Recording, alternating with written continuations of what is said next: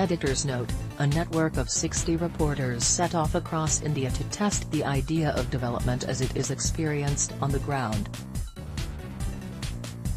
Their brief: use your mobile phone to record the impact of 120 key policy decisions on everyday life, what works, what doesn't and why, what can be done better and what should be done differently. Their findings, straight and raw from the ground, will be combined in this series, Elections on the Go, over a course of 100 days. Read more articles from the series here. Math Report: although parts of West Bengal are vulnerable to a host of climate change-induced extreme events, weather anomalies and sea level rise, mitigation strategies for these are conspicuous by their absence from the campaign for the upcoming election. Political leaders who rush to meet farmers who have lost their entire crop because of adverse weather conditions don't talk about the looming food insecurity. The distraught farmer doesn't think beyond loan waivers. Young CPM leader Rinku Naskar, who was the candidate for the Mathurapur Lok Sabha constituency in 2014, believes politicians are hardly aware of this issue, and this may be the prime reason why environmental refugees and people affected by climate change never find a place in political campaigns. Today, the over 3,500 registered voters of Gramera may be easy to ignore. But soon, there will be many like Dipankar Kayal. The government, the politicians and nature have cruelly let him down. Mathurapur constituency consists of islands and mainland areas, but only the Sagar, Namkhana, Koktwip and Pathar Pratimo blocks have island populations. The number of such people is too small for them to have any political clout. These are people whom no one will miss if the rising waters swallow their islands. Big promises are made during elections, but nothing happens, said Kayal, who expects nothing to change after the 2019 elections either. Whatever is in our destiny will happen, he says. Shekhap Tutton, who has lost his house 7 times due to soil erosion. Umesh Kumar Ray/101 reporters: Gramera Island, 155 kilometers south of Kolkata, comes under the Mathurapur parliamentary constituency in South 24 Praganos. For decades, the constituency was a left bastion. Since 2009, it has been represented by the TMC's Chaudhary Mohan Jachua, who has again got a ticket from the party for the upcoming election. Kayal has no clue about his MP, and vice versa. Like most others, he works as an agricultural laborer on some days, makes fishing nets, and also takes tuition classes to support his family. It takes 5 kilograms of rope and 10 days to make a fishing net, which fetches 700 rupees, said Dipankar. For work in betel leaf and rice fields, I get 300 rupees per day, but work is irregular. Sometimes I get only 10 days of work in a month. But for the residents of the other 53 islands, the real problem is soil erosion from the rise in water levels due to climate change. Today, this island, like many others in the Sundarbans Delta, is shrinking and could well vanish in the near future. 4 years ago, an ISRO report based on analysis of satellite data from 2004 to 2014 pointed out that 9,990 hectares of land mass in the delta had been lost due to erosion. Gramera Island, for instance, has shrunk from 8.51 square kilometers in 1975 to 5.11 square kilometers in 2001 and 4.43 square kilometers in 2012. Gramera was originally a cluster of 3 mawzas. Mawza is a Bengali term widely used for a rural locality, the other 2 being Casamara and Loachara. Casamara had a landmass of 873.30 hectares, while Loachara had 910 hectares with 374 families, according to 1991 data, residing there. Both mosses were swallowed by the waters, forcing the families to move elsewhere. The changing course of the Hooghly River to the east is also adding to the islanders' woes.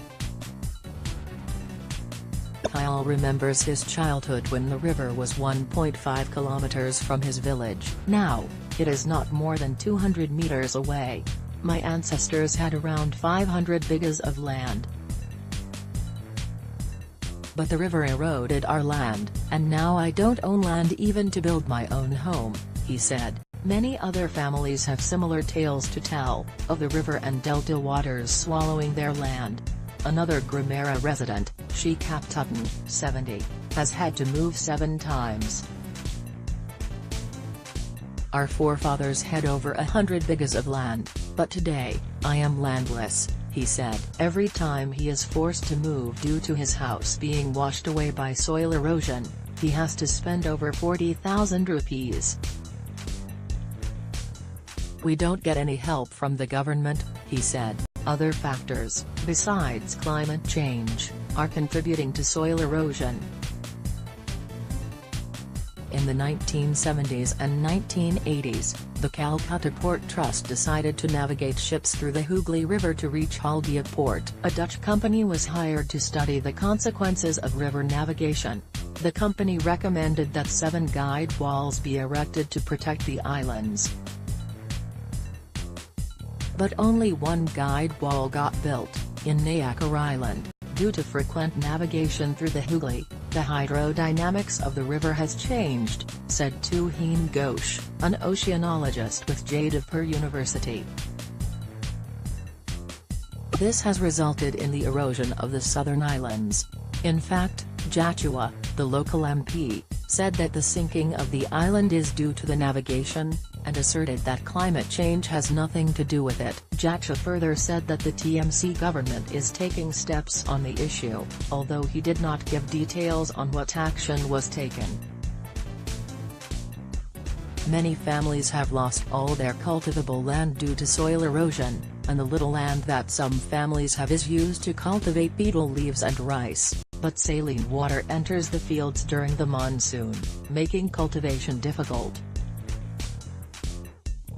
Also, connectivity to these islands depends on the tides, making job opportunities other than those of agriculture laborers difficult to pursue. Emergency services like healthcare remain unavailable sometimes. According to official records, 946 Grammera villagers have NREGA cards, which guarantee them 100 days of work in a year. Under NREGA, the work that is done is mainly embankment work during the monsoon season, but delays in payment, which Grammera Gran Panchayat Chief Sandeep Sagar says is because of the delay in the release of funds by the central government, is forcing islanders to migrate. My 2 sons are working in Kolkata, and 2 grandsons are working in Kerala, said Apathy. Due to soil erosion, many people in Grammera have moved to other places. Image, Umesh Kumar Ray/101 reporters. Other villagers have become transporters, using vans to bring cement, sand and other items when the government undertakes construction work. Apart from that, we are hired when the monthly ration comes.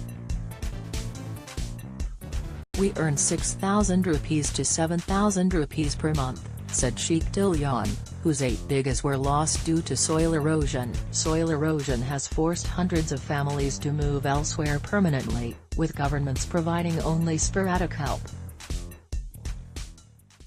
The Congress-led regime gave some families land in Sagar Island, while the Left Front, which ruled Bengal for over 3 decades, shifted around 140 families to safer places. We will survive only if the government helps us move to a safe place, said Apathy. Such help is far from assured, even after the din of the election campaign dies down. Experts say many options are available to reduce soil erosion. One is to erect boulders, but this is costly and not foolproof, said Tuhin Ghosh. Another solution is to increase plantation of mangroves, which will bind the soil and prevent erosion. The Trinamool Congress government has ignored the soil erosion problem in this region, though 400 crore was allotted in 2014 to develop tourism infrastructure in the Sundarbans. Grammera Island, which does not have anything of tourist interest, was excluded from this project. Manchuran Pakira, Minister of the Sundarbans Affairs Department set up in 1994, claimed a lot has been done for the people of Grammera.